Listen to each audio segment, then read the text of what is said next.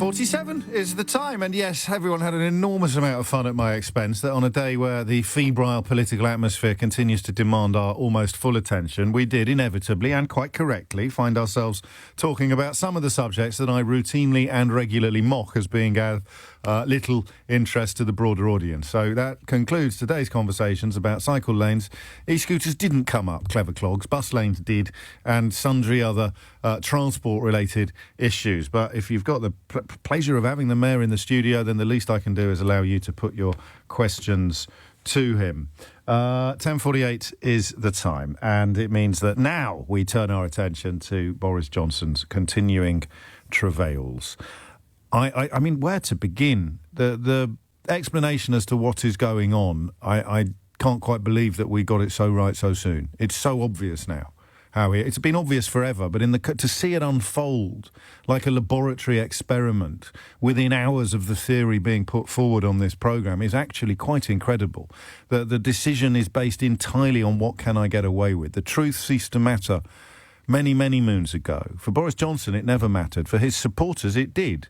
But it ceased to matter many moons ago. Many would argue the lie on the side of the bus. Many would argue the decision to elevate Boris Johnson to the big job, despite his track record of calumny and moral bankruptcy. But the truth no longer matters. It doesn't matter for the people coming out to support him.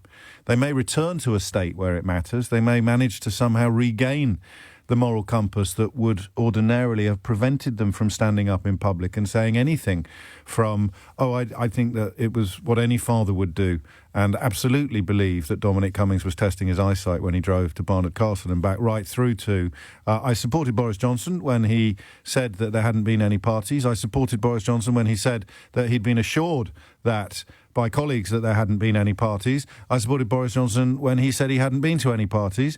I supported Boris Johnson when it emerged that there had been parties, and he said that he hadn't been at them. I supported Boris Johnson when it emerged that there had been parties, and he had been at them. And I still support Boris Johnson now that it has emerged that there have been parties and he has been at them, but he didn't realise they were parties. I mean, that is incredible. Let's pause for a moment to think about what that toll must take, or what toll that would take on a normal person psychologically. That contortion, that acrobatics.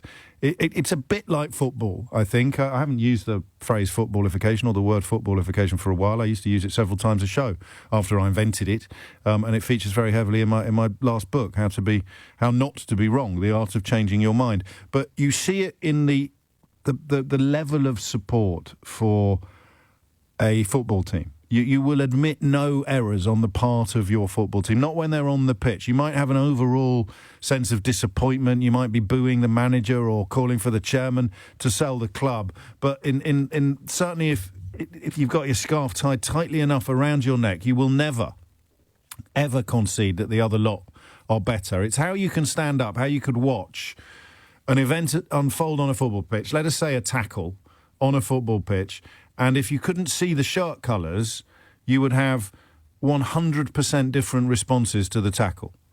If it was your fella doing it to one of their fellas, you'd be 100% convinced it was absolutely clear and fine. If it was the other fella doing it to one of your teammates, one of your team rather, you'd be 100% convinced that it was one of the most vicious fouls ever seen in the history of football. It doesn't apply to all football fans, but as ever, it applies to the extremities. And that's how you are. I'm going to run through that again because it's actually incredible. And sadly, it applies to voters as much as it applies to politicians. And even more sadly, that means it applies to listeners to this programme. I tend to see it these days more on texts and tweets than I do, sadly, in phone calls. I understand why you don't want to expose these sorts of convictions to polite scrutiny or even the simplest of challenge anymore. It doesn't really need me to explain why that is, because if you have found yourself in this position, somewhere deep inside you know what's happened to you. Did you defend Boris Johnson when he said there hadn't been any parties? Yes. Did you defend Boris Johnson when he said he'd been assured by colleagues that there hadn't been any parties? Yes. Did you support Boris Johnson when he said that there may have been parties but no rules had been broken? Yes. Did you support Boris Johnson when he conceded that there had been parties and rules may have been broken, but he definitely didn't attend any himself? Yes. Did you support Boris Johnson when it emerged that there had been parties and that he had attended the parties himself, but that he hadn't broken any rules? Yes. Do you still support Boris Johnson when he finds himself in the position of admitting that he attended a party, conceding that it was a party, but claiming he didn't realise that it was a party? Yes, I do. So if I've just described you, I'd love to talk to you. I'd love to pick through how you can go from believing him when he said there hadn't been any parties to believing him when he said there were parties. He went to them, but he didn't think they were parties. Because that's incredible. And almost all of the Cabinet have queued up with varying degrees of enthusiasm to endorse his account of events yesterday. Remember, we're talking about Boris Johnson. Could get away with it. Could still get away with it because Sue Gray cannot prove the contents of Boris Johnson's mind. This is the Billy Bunter sketch when he's covered in pie crumbs. But unless you're going to cut him open and find the pie, you can't prove that he's eaten it. So when Boris Johnson said, and it wouldn't have taken him that long to come up with it, most of us would have taken ages to come up with something as sly as that defence. And I don't know that any of us are bare enough of face to have tried it. I couldn't have done. It is like that Shaggy song. It is like being caught having sexual relations with your neighbour on the bathroom floor when your girlfriend walks in and claiming that it wasn't you. And it is so utterly blatant and so utterly barefaced that most of us wouldn't even contemplate trying to sell that sort of line. But Boris Johnson has spent his entire life doing this. Everyone agrees about that, from former headmasters to former wives to former employers to former colleagues to current colleagues to cabinet members. Everybody knows what he's like, which, of course, makes it all the more tragic that they were prepared to turn a blind eye. But that's what he does. He weighs up the situation and says to himself one question and one question only. When the arrogance of power has led him to behave in a way that is clearly wrong and objectively reprehensible, the only question he ever asks himself is, how do I survive for another day? How do I get away with this? And if I can survive for another day, then I might be able to survive for another week. And if I can survive for another week, then I might be able to survive for another month. And if I can survive for another month, then it might just go away. It might just disappear into the distance in the rearview mirror, like every single other thing has. The infidelities, the failures, the incompetencies, the deaths. You heard Tory MPs this morning claiming that he'd got all the big calls right on COVID. I think there were 398 people died yesterday. Compare the numbers in this country to a country like Japan, or even the total deaths to anywhere else in Europe, and claim he got all the big calls right on COVID. Quite incredible. But that's what you have to do. Because if you can simultaneously claim that Boris Johnson was telling the truth when he claimed there hadn't been any parties, and telling the truth when he acknowledged that there had been parties, he went to them but he didn't believe there were parties, you will claim anything. So today you will claim that he's got all the big calls right on coronavirus, or that getting Brexit done is some form of achievement or some sort of positive. It's incredible. It's beyond rabbit hole stuff now. It's a gaslit nation. Gaslit nation is what we have. People have been drip-fed nonsense and manipulation to such a degree that almost the entire Conservative Party needed something as egregious and as obvious as this to even begin to contemplate the prospect of breaking ranks. And we find ourselves in the ludicrous position of the Daily Telegraph, which is to Boris Johnson what the Beano is to Dennis the Menace, focusing on the fact that Rishi Sunak offered very mild support. He says the Prime Minister was right to apologise, and the only one really in the Cabinet who failed to join the chorus of full support. Raab, Truss, all the rest of them offering up apparently full-throated expressions of support.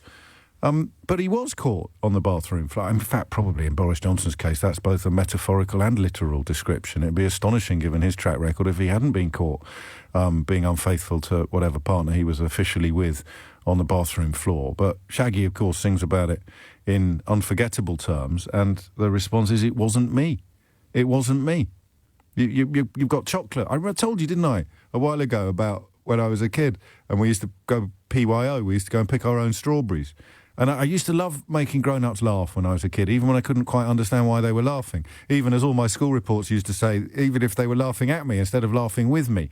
But I came in to the weighing station at the farm just outside Chaddesley Corbett, if you're familiar with that part of Worcestershire. Some wonderful strawberries around there and across all of Worcestershire, actually. And I came in with a few strawberries in my punnet, having been out in the field picking strawberries for an hour, and with an awful lot of strawberries around my face and my shirt. I believe, because I was wearing short trousers, I also had strawberry juice on my thighs. And the farmer very charmingly and amusedly said, "Did you eat any strawberries? Did you eat any strawberries, son?" I'm not going to do the accent. "Oh, why not? Did you eat any strawberries, son?"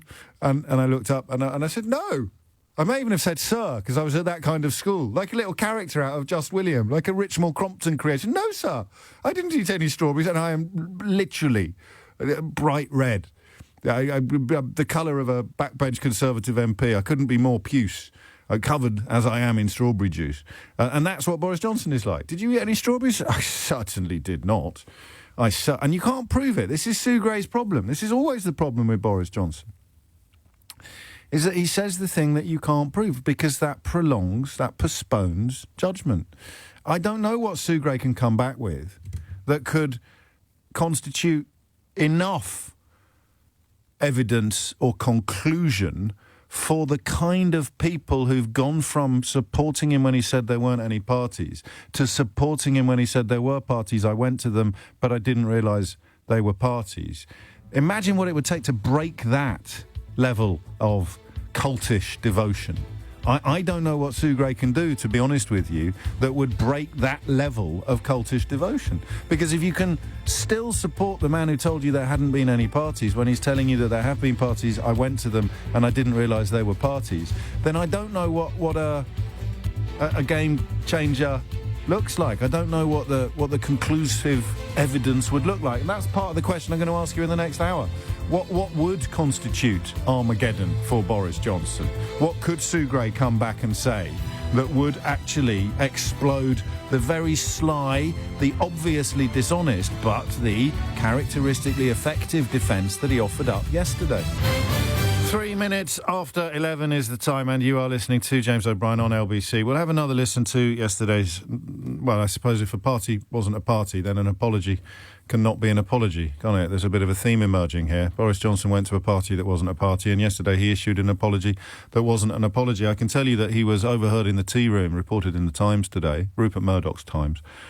It was reported in the Times today that he was overheard in the Commons tea room telling MPs that he hadn't actually done anything wrong, but he was bravely and honourably taking the blame for other people's mistakes in a fashion that would beg a belief if it was anybody else. And I'll say it again, if you have successfully been persuaded to move from supporting him when he said there weren't any parties to supporting him when he said there were, I didn't realise it was a party, I'd love to help you give your head a wobble on 03456060973. I should have mentioned that the phone lines are now open. It's one of those days I could happily talk all the way from now to mystery hour, but I don't think that would be advisable or necessarily desirable. Some people disagree, when I say that, but I think they may be in the category of needing to give their head a rather different sort of wobble, perhaps. I don't know.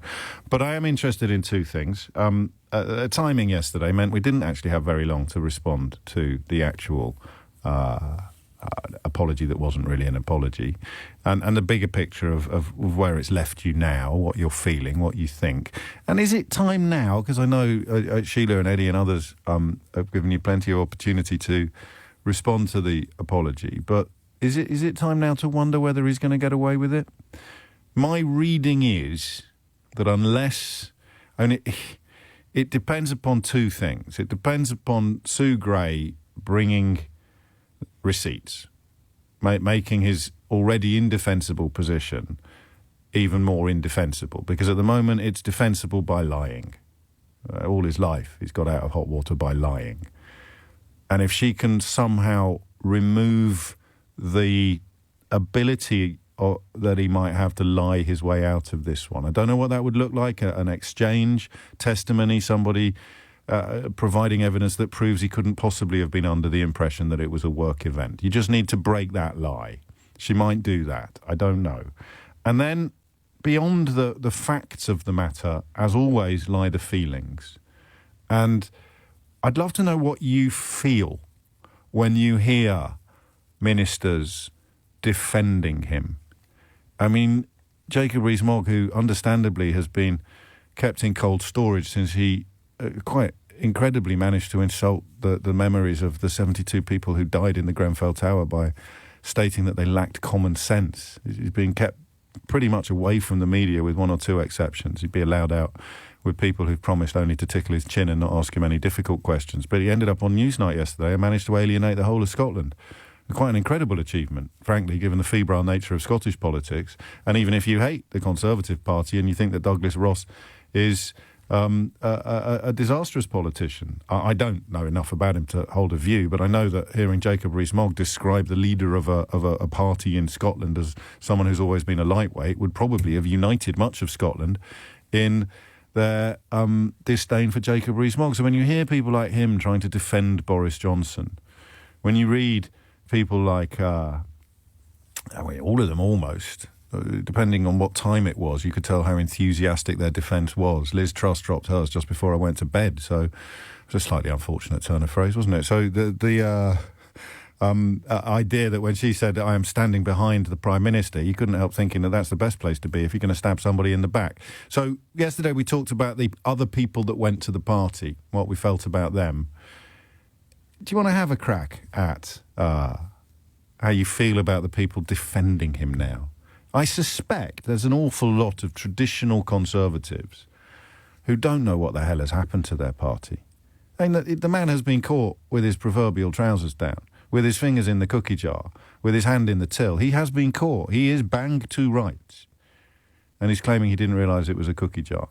He didn't realise it was a till. He didn't actually undo his trousers. So there were some moths that at the cotton holding the button in place, and his trousers fell down involuntarily. And you are seeing not just the leader bring the entire party into epic disrepute, but you're seeing his entire cabinet, no doubt under orders, but, you know, we know where that defence leads. We are seeing his entire cabinet, with the partial exception of Rishi Sunak, queue up to defend a Prime Minister who stood up in the House of Commons and lied through his teeth. You can't prove he lied. And that's the point.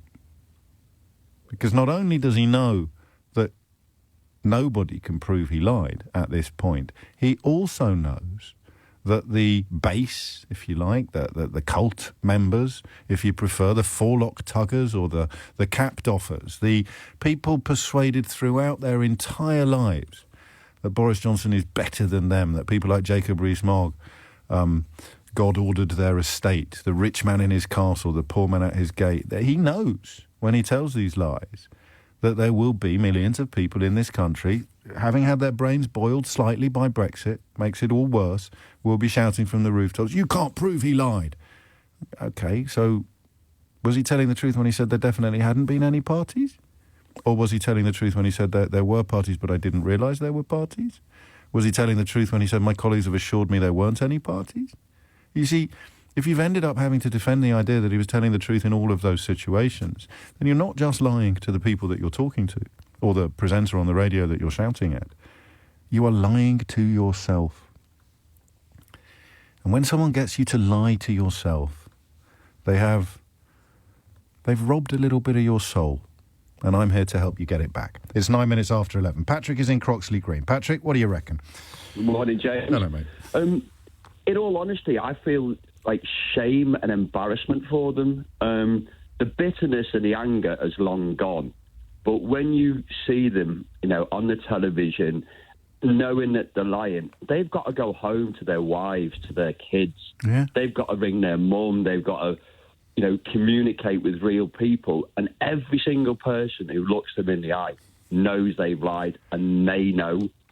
And I just feel, forget however many millions they've got or what they've made out of masks and what have you, that the pain and the shame that must follow them round all day. And I'm not being facetious at all, by the way. I know. It's just, you know... But does it, though? I mean, look at let's take Liz Truss to begin with. has put her under the microscope. You know, quite an outspoken advocate of remaining in the European Union, a provider of quite evidence-based and largely obvious explanations as to why leaving would be a ridiculous idea. And now she's, apparently swallowed or is now selling more Kool-Aid than the people that she was arguing against before the referendum happened. So are we making a mistake when we think that they must somewhere recognise the same levels of self-knowledge that we try to, or that we do? I think you have to. I don't think you can be a human being and know that what you're doing is, okay, I know you're feathering your nest and it'll serve them well in their old age and it'll serve their kids well,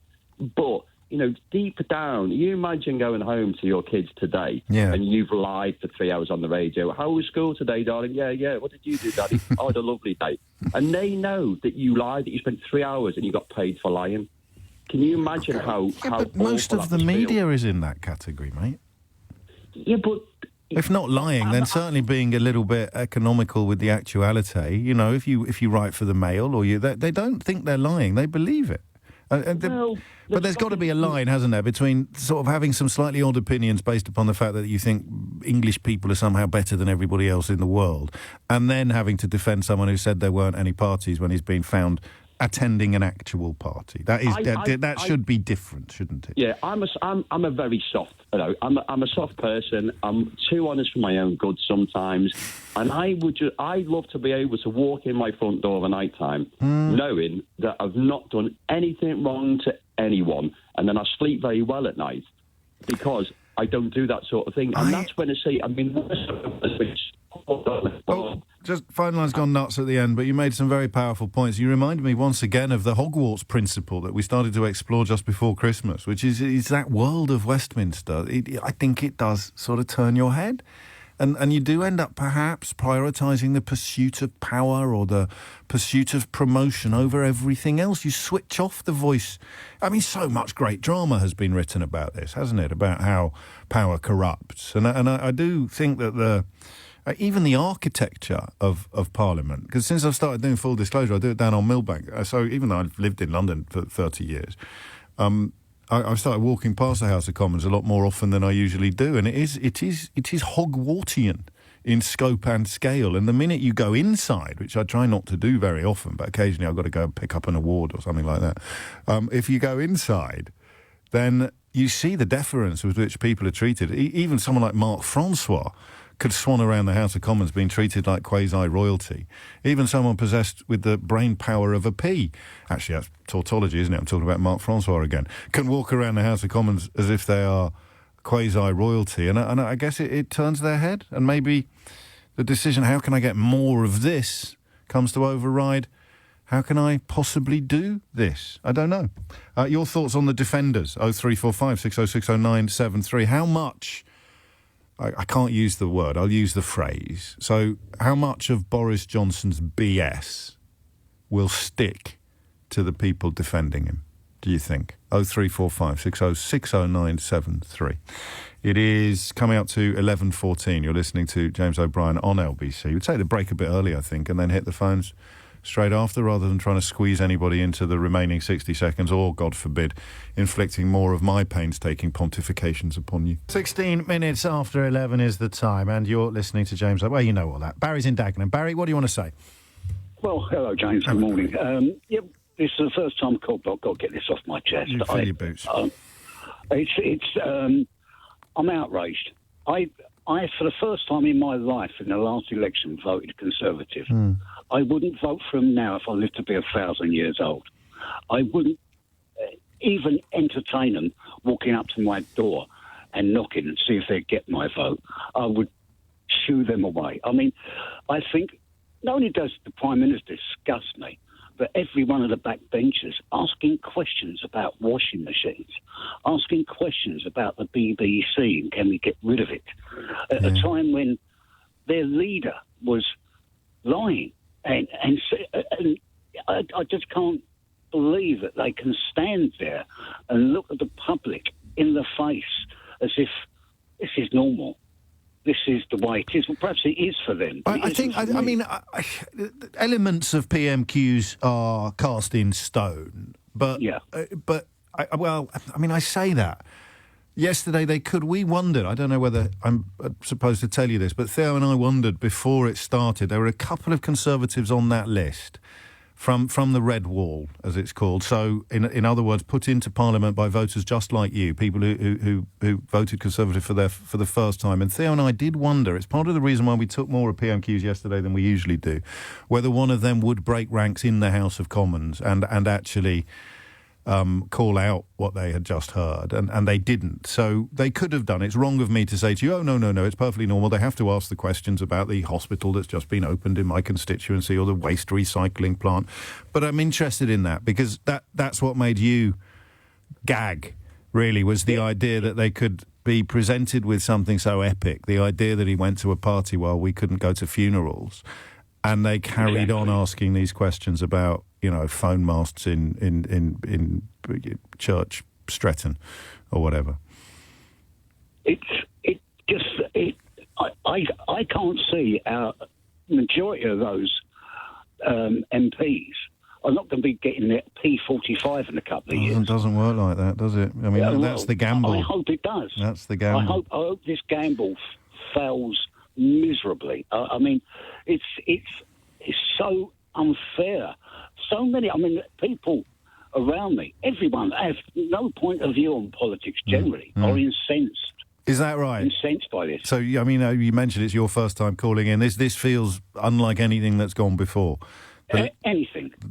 I mean, before he wangled around it, this time he has been caught red-handed. What Prime Minister or leader of another country would hide in the back of his car when he's been taken somewhere? Would lay down in the back seat so he can't be seen? It's embarrassing. That's a great word. Donald Trump, that's a really important Donald Trump word. wouldn't do that. Well, I don't know if we could go there just yet. Did it snap yesterday, or were you building up to no, this? it snapped some time ago. Right. It snapped. But, it's gone beyond snapping. I'm furious, incensed. I feel like I've been betrayed. I feel like everyone, doesn't matter what party you...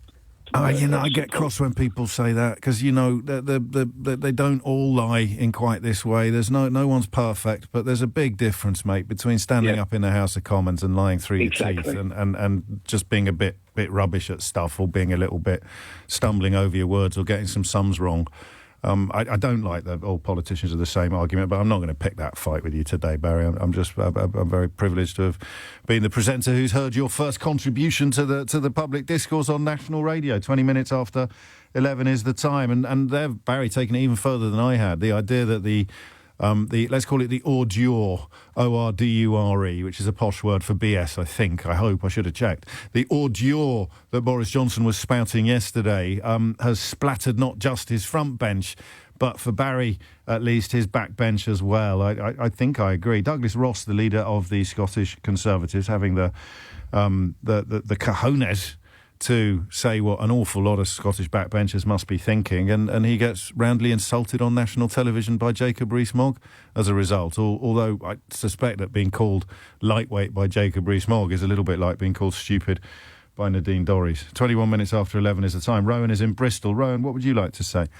Hiya, Hello. just to circle back on what you were talking about before, if you've read Posh Boys, how English public schools are run by Robert Verekick.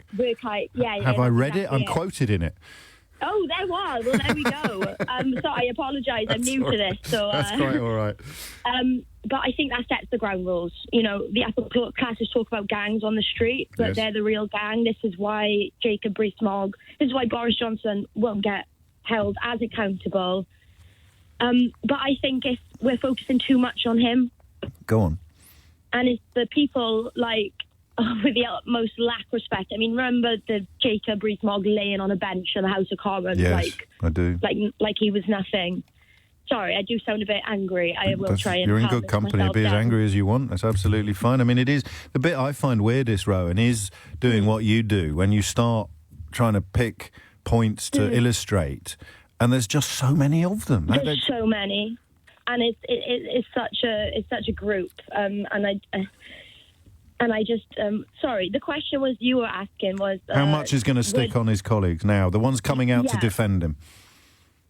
I think there'll be a few that, well, I've heard a few on your radio show that aren't for it. But I think, as you said, his grip on a lot of the party and the media is so tight that I don't think enough people will leave the Conservative Party. Well, we shall see. John Crace of The Guardian, the sketch writer at The Guardian, has just tweeted, I haven't seen the source material for this, that Rees-Mogg's latest excuse for Boris is that the measures in place were too harsh for people to be expected to obey them. That is absolutely breathtaking until you read who it is that said it, and then absolutely nothing should really surprise you when it is that mouth from which these words emerge. Rowan, thank you. I'd welcome a challenge to my analysis, the idea that some of this is wrong, that it is perfectly possible to support him when he says there are no parties, and also to support him when he says there are parties, when it is possible to support him when he says there are parties but I didn't go to them, and then it emerges that there are parties and he did go to them and he didn't realise they were parties. It was a party. If you want to have a genuine crack at defending that, then, you're not allowed to say, oh, he's done a great job with coronavirus and the economy, because that's simply not true. One of the great tragedies of British journalism is that they are riddled, the industry is riddled, and the BBC tragically fell down this well some time ago. Not all BBC presenters, but some of them think it's their job to reflect what people are saying. I don't know if you saw the director of news at the BBC earlier this week explaining why if there were enough people who believed the earth was flat, then that is a point of view that they would have to promote and represent on air.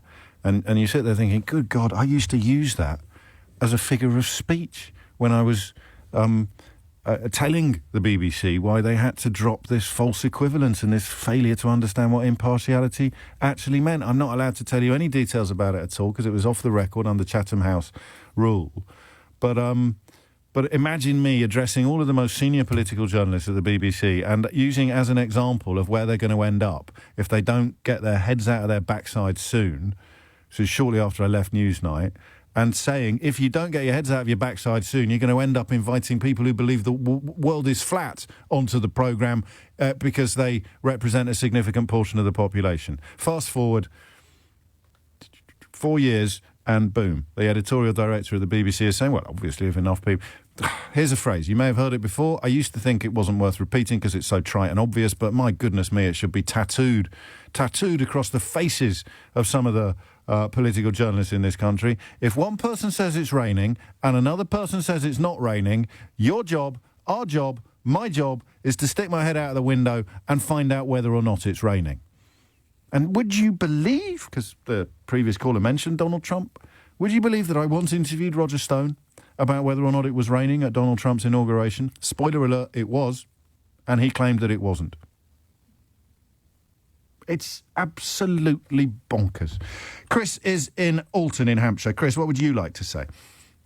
Well, I think, if you stand up as a Tory backbencher or a cabinet minister and say that you think Boris Johnson is credible, you just make yourself equally incredible. And I think Keir Starmer missed the trick in Prime Minister's questions when the Speaker leapt in to point out that he wasn't saying that he believed the Prime Minister was a liar. He was the party believed the Prime Minister was a liar. Yes. Starmer should say, I want to make clear, I think he's a liar. I think he'd be in... we've lost the line slightly. I'm not moving on because I'm uncomfortable with what you're saying. Far from it. I did raise the point with Sadiq Khan. He would be in contempt or whatever, I forget the precise technical phrase. For an honourable member to call another honourable member a liar is a sort of yellow card offence, as Dawn Butler, the MP for Brent, discovered. But I take your point. One does wonder. In fact, we did a phone-in about it. How egregious does the lie have to be before we would be in favour, some people already are, Chris is one of them, of MPs calling other MPs a liar? I mean, it is a stick your head out the window and find out whether or not it's raining moment. Gemma is in Thornton Cleveley's in Lancashire. Gemma, what would you like to say?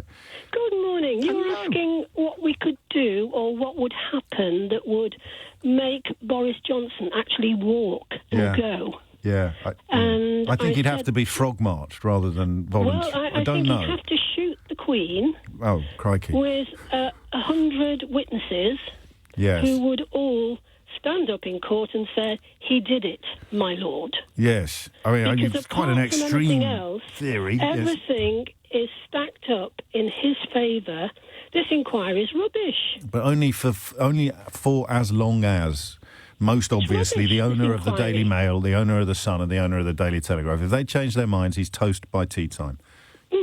So we go to Sue Gray. Yes. So what?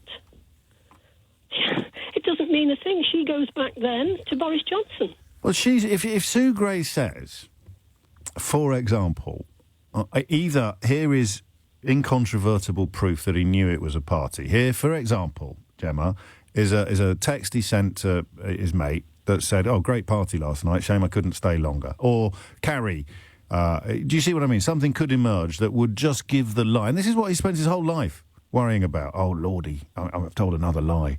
Is anyone going to be able to prove it? Oh, I hope they don't find a receipt in my trousers. But what does sorry mean, James? I don't care what sorry means. It doesn't mean a thing. No, not when he says it. Sorry, but sorry. No, if Sue Gray proves he knew it was a party when his last line of defence...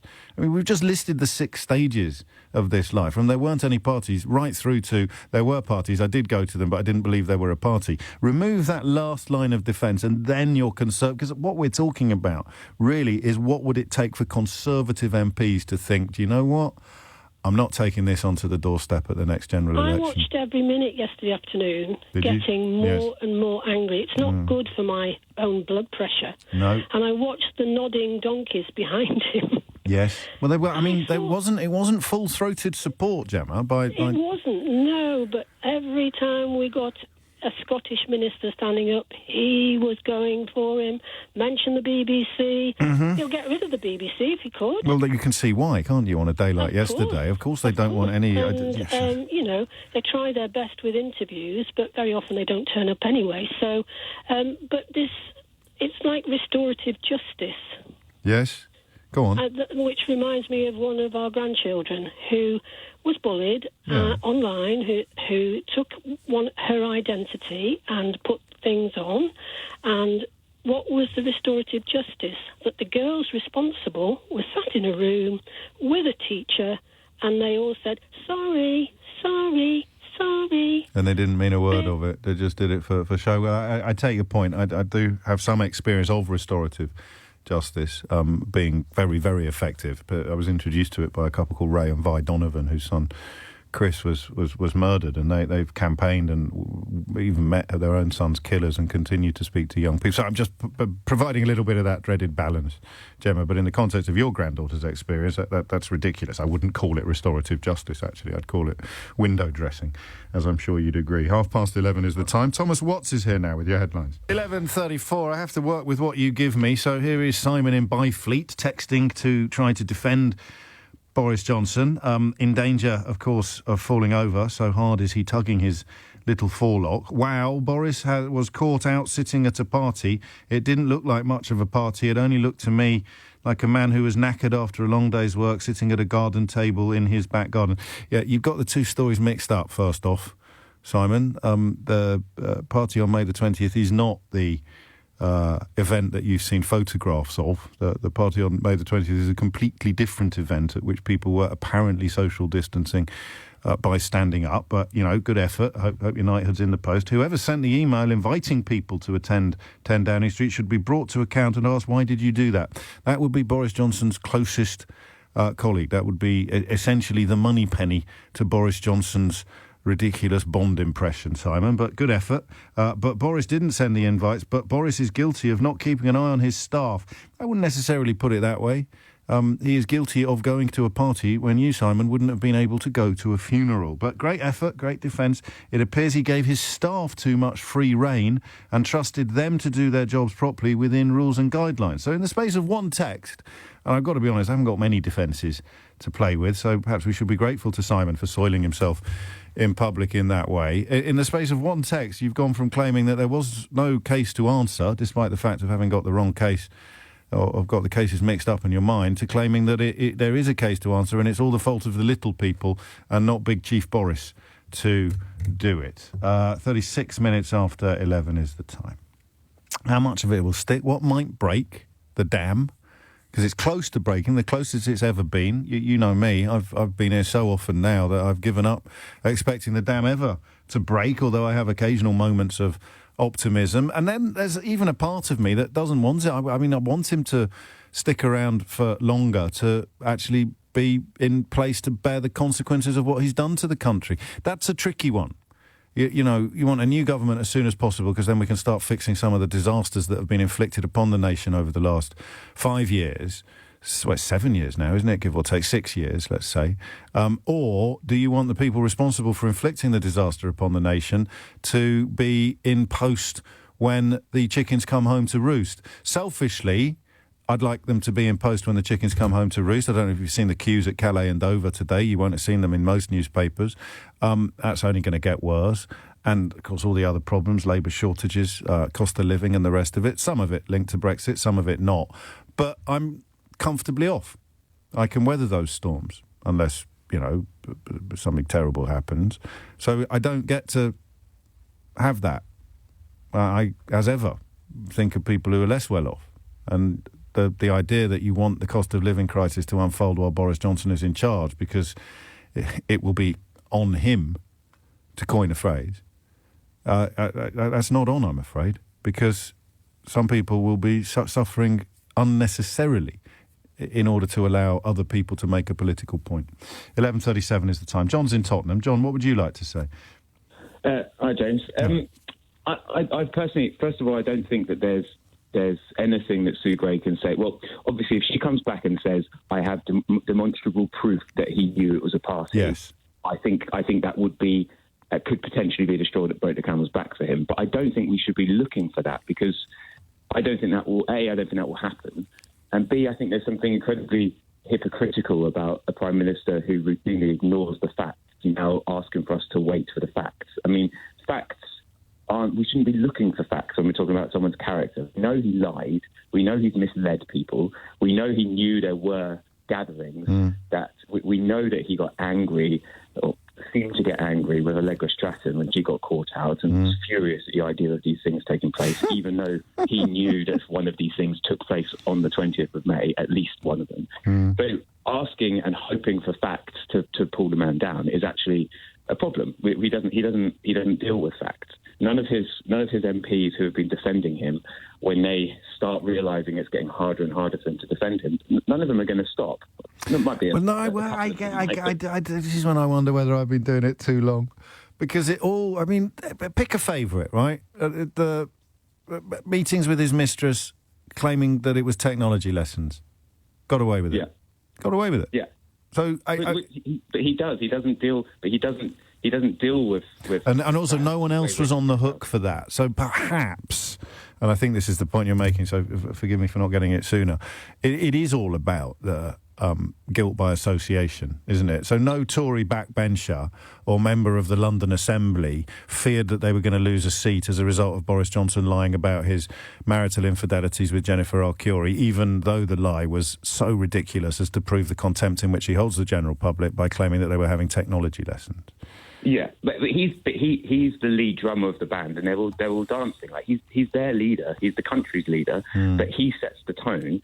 They've learned from him. He's the master. They don't deal with facts in the way that you and I might hope they do. I mean, you just have to look at yesterday I was watching the politics show after PMQs, and yes. Rachel McLean, I think it was MP for Redditch in Worcestershire or something.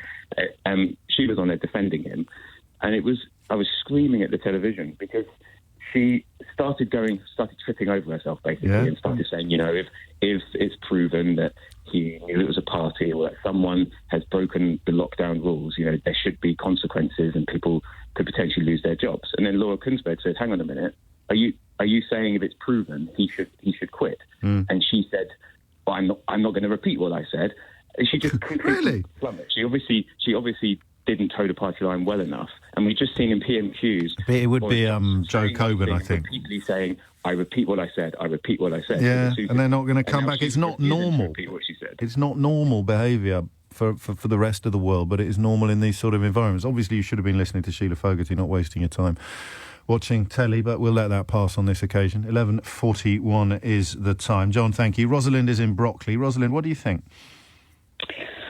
I feel personally affronted by the whole lot of them. Yes. But what worries me the most is the ongoing sorry, I get really emotional, but the ongoing terror that next time there's a pandemic, and everybody thinks that is a fairly likely thing, whether it's in our lives or our kids' lives or our grandchildren, and they say lockdown because it was the right thing to do. No one's going to pay any attention because this would be a big story that, that the rules were too hard to follow. Even the Prime Minister couldn't follow them, and so it wasn't Well, Rees-Mogg's trying that. He's just told the Commons that the COVID inquiry must consider whether regulations preventing some family members attending funerals in the first wave of the pandemic were proportionate or whether it was too hard on. But why? I mean, there's no reason on earth why the inquiry should consider that unless it's some desperate attempt to get Boris Johnson off It's only for Johnson, because if it was a proper attempt, they'd be talking to all the people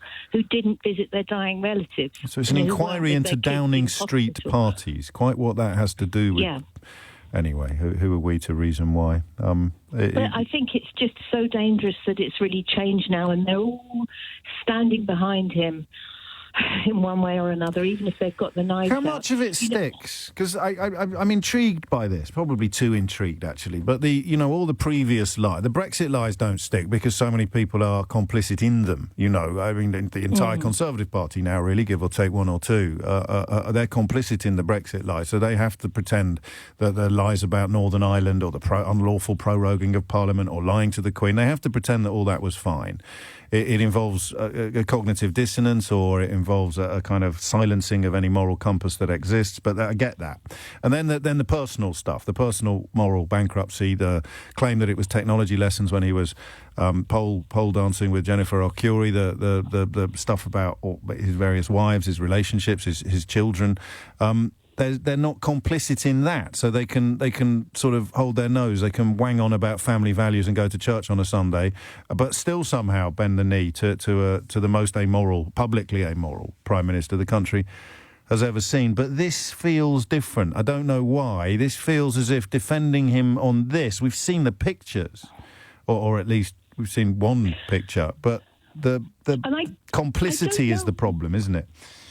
I don't know why it's this, because there have been so many other things. Why we weren't saying this about Grenfell, why we weren't saying this about Brexit, or why we're not saying this about the fact that our National Health Service is being parcelled up into little pieces and sold off. Well, we know the answer to that. We're quiet about all of that. Well, you're not, and I'm not, but the people that own the newspapers provide an awful lot of the answer to that question. And, as I get older, I'm going in the opposite direction to the direction you're supposed to go in. I get more and more amazed by what we've allowed to be done to this country by the gaslighting of newspaper owners, to the point now where you have the real head cases claiming that the MSM, the mainstream media, is left-wing or is somehow biased against their particular worldviews. And then the other consequence is that absolute fruitcakes like the anti-vax lot think that somehow because the media is the way it is, that their ludicrous ideas must somehow be correct or valid. It's just a fascinating period in British history.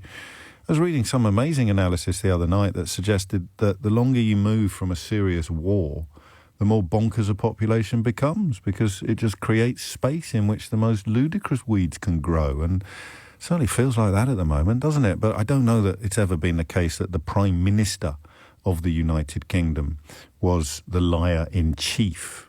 He may have shielded liars. She may have protected liars in the past. But to be the liar-in-chief, inevitably, as we're doing at the moment, the question of what that does to the rest of the party is incredible.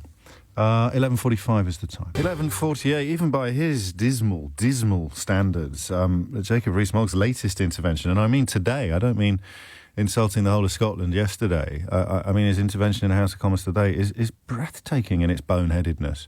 I don't mean almost do a phone-in on, if someone's really, really posh, what would it take for you to realise how stupid they were?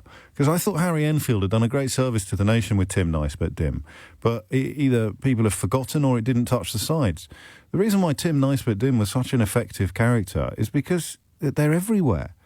Yeah, they used to run banks, although that ship has probably sailed a little bit. They certainly used to run the empire, and they populate the benches or some of the benches of the Conservative Party, to a degree that beggars belief. But if you say it in a plummy accent, then a significant proportion of the population... And the psychology of that intrigues me on every level. What do you get in return for tugging your forelock at someone like Jacob Rees-Mogg while he sells you magic beans that don't actually lead to beanstalks? I don't get it. Perhaps I never will. The rich man in his castle, the poor man at his gate. God made them high and lowly and ordered their estate. You just know that that's your place, is it? You're supposed to be begging for beans at the castle gates while absolute, well, I don't know what word to use, undeserving characters live inside. Patrick's in Newcastle. Patrick, what do you reckon? Hi, James. Thanks for taking the call. You're very welcome. I have many issues with what was said in PMQs yesterday and with what the Paymaster General was saying the day before. But I think for me, the headline here is all about this Sue Gray inquiry, and it's Boris Johnson has demonstrated time and again that various inquiries and investigations into the conduct of his ministers amounts to nothing. He's not. If Sue Gray's inquiry finds that rules were broken, laws were broken, then he will do what he did with the Priti Patel inquiry, and he will say that he satisfied himself that the issue has been resolved. Yeah, no, he will definitely try that, but this is different. I mean, there was no backbench revolt. There were barely even a whisper. I apologise to all the Conservative Party if there were grumblings about him brushing the conclusion that Priti Patel bullied staff under the carpet and breaking, in a way, the ministerial code. But this is different because I think... I like this phrase. I probably overuse it. I think every Conservative MP has got skin in the game on this one. If they defend him, then they lose something. They lose capital. They didn't lose any capital by not attacking over the Patel report, but by not going... I don't know, actually. Saying it out loud makes me wonder whether you're right and I'm wrong, actually. Yeah, I don't know either, and I think you look at... You look at the sort of the Dominic Raabs, the Liz Trusses, and their blind, sycophantic devotion to him, and you think, what's the end game for them? Because power. Surely Boris's position in the long run isn't tenable, and they're obviously not going to rock the boat. No, Liz Truss jostles to replace, so to be seen to be loyal. She's taken the decision that to be seen to be loyal at this point will be a better play than being seen to not be particularly loyal. So that's Truss versus Sunak in a nutshell. I think Raab spends his entire life wandering around in a sort of daze, utterly confused as we are of how the hell he could have ended up in the House of Commons, never mind in the Cabinet. I think the poor fella sort of, remember when he said the sea was closed? I think he sort of spends enough time trying to work out how to operate doors that he doesn't have any time left to come up with any master plans or anything like that. But for a lot of the rest of them, it's a calculation, whereas we see it as a moral compulsion. That's the key to it, I think. We see it as, how can they possibly not do that because it's right? They see it as, is that going to be the right thing to do at this point for me? That's the question, isn't it? Yeah, and I think going back to what you said a little bit earlier about whether we want the Conservatives out now or to stick around to kind of reap the consequences of their actions over the last little while, I think, again, recent history has shown us that this current cabinet in its iteration, they don't really care for the consequences. What do they care about? I've got Theo on hold, so make it snappy. What do they care about? Self-promotion. That's it, isn't it? It's cast entirely in Boris Johnson's own image now. Entirely. Yeah. That's incredible. I think the speed with which he's achieved that. I always think of Philip Hammond. Remember him? Philip Hammond went from Chancellor of the Exchequer to being expelled by his own, or not expelled, disowned, if you like, or deselected by his own constituency party. Once the Conservative Party, the parliamentary party, started remoulding itself in the shape of Boris Johnson. Quite incredible. It was always going to explode, but it may not explode yet. 11:53 is the time, as promised. LBC's political editor Theo Usherwood is on the line. I wonder whether they're regretting letting Jacob Rees-Mogg out of cold storage, into which, of course, he was placed after managing to malign the memory of every single person that died in the Grenfell Tower tragedy, Theo. They might well be by the end of today because, of course, Jacob Rees-Mogg, the House of Commons leader, has been taking the business statement in the House of Commons, and that's the opportunity for MPs to raise any questions that they might have that they would like to be discussed in the chamber over the course of the next week. And of course, what has dominated is this row, and of course Boris Johnson, what he had to say at Prime Minister's Questions yesterday, that he was attending a work event, and of course there is that juxtaposition between people who ring into your show, ring into LBC, ordinary people who have suffered during all of the lockdowns, not being able to attend funerals, not being able to attend important family occasions, not being able to be at the bedside of a loved one as they died.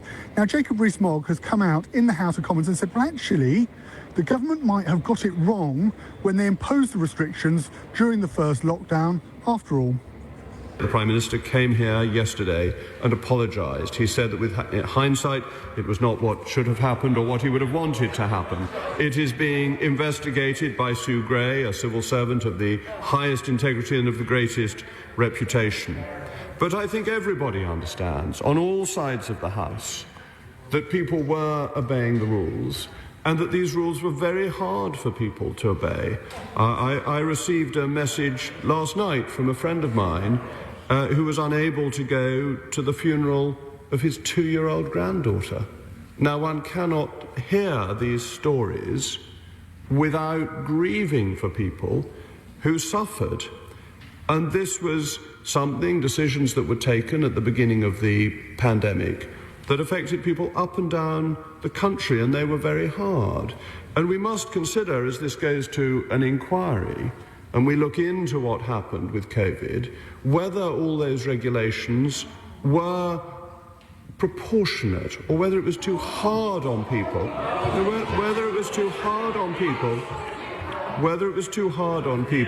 because I think as we hear of these stories, we inevitably grieve for those who suffered, those who could not visit people that they loved, their family, and could not attend funerals. Just so you're clear, James, it is the same government that Jacob Rees-Mogg was a member of that imposed those rules at the start of the first lockdown. It wasn't another government. It was the same government that Jacob Rees-Mogg was part of. Thank you. There he is saying to people, you may. Well, you know what he's really saying because of the rules that we imposed. What he's really saying is, if Boris Johnson is found to have broken the rules, then it's not Boris Johnson's fault. It's the fault of the rules. Yes, and it's a little bit. It's in a similar vein to what he said on LBC about Grenfell. Yeah. Because he said if you listen to the firefighters and you stayed in the building when the building Grenfell was alight, the tower block was alight, and you should have shown common sense. And if you'd shown common sense and not listened to the firefighters, you should have known that the official advice was wrong. That's the key to it. You should somehow have known that the people responsible for issuing fire safety guidance knew less than you did. Oh man, I did make Sadiq Khan early. Thank you, Theo. Top stuff as always. That is pretty simple, right? There's no other analysis of that. So yesterday, postpone it for another week or two, however long it takes Sue Gray to come back. But we better get ready for the possibility that he's found to have broken the rules. Who on earth can we blame for Boris Johnson breaking the rules? We had our friend Simon, wherever he was earlier, trying to blame it, I think, on the civil servants. There'll be a bit of that. I think Rees-Mogg even tried that yesterday. But that's not going to land because Johnson went to the party. So how can we get him off this hook? If she comes back and says it's ridiculous to claim that you didn't realise it was a party, the invitations were sent out. It'd be funny, wouldn't it? People were wearing hats. People were wearing party hats and setting off party poppers or something like that. How can we possibly claim? How are we going to get him off this one? Oh, I know. Let's blame it on the rules. Blame it on the sunshine. Blame it on the moonlight. Blame it on the good times. It's not going to work. Blame it on the boogie. Oh, wow, that's not going to work either. Let's blame it on the rules. That's Jacob Rees-Mogg's contribution to public discourse today. If the Prime Minister turns out to have broken the rules, then that is clearly the fault of the rules.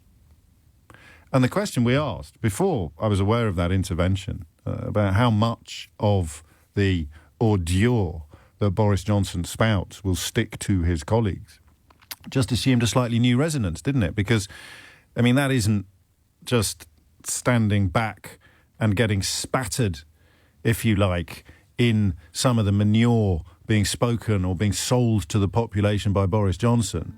That is Jacob Rees-Mogg electing to dive headfirst into a bath full of it, to cover himself in it. It's absolutely horrible to see.